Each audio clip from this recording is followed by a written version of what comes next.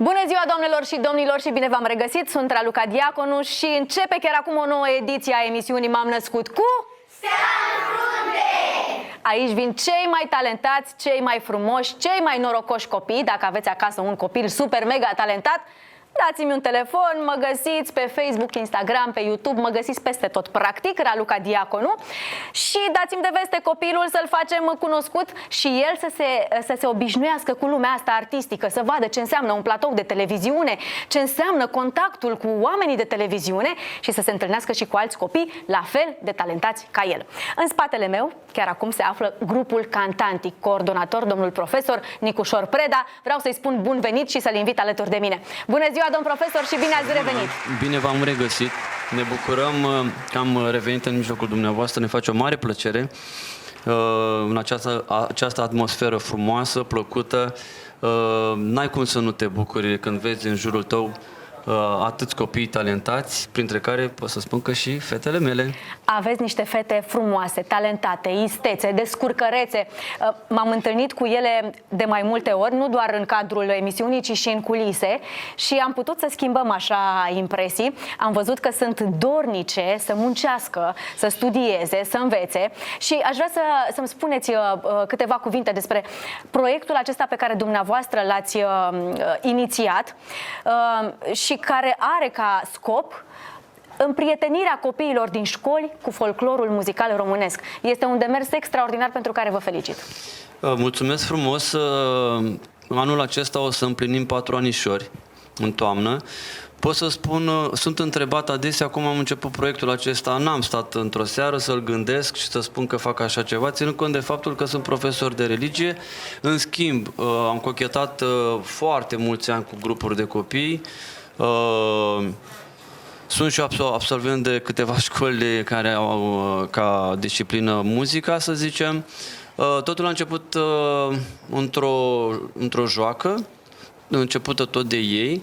Au stat o vară pe capul meu și încet, încet am început să participăm la anumite concursuri, festivaluri. Am câștigat un festival, după cum știți și dumneavoastră, la doamna Mioara Voicu, care îi mulțumim că ne-a introdus la dumneavoastră. Și o salutăm pe această cale și să mai facă, domnule, concursuri și festivaluri pentru copii. acum am câștigat din nou la dânsa, am fost... Felicitări! Colaborăm foarte, foarte frumos cu doamna Mioara. Ce să zic, că am câștigat din nou acum câteva concursuri județene, regionale. Vă zic eu, domn profesor, rezultatele vin atunci când există și talent și muncă. Haideți să vă ascultăm cântând. Bine, mulțumim frumos și vă dorim și telespectatorilor dumneavoastră vizionare plăcută. Doamnelor și domnilor, grupul Cantanti!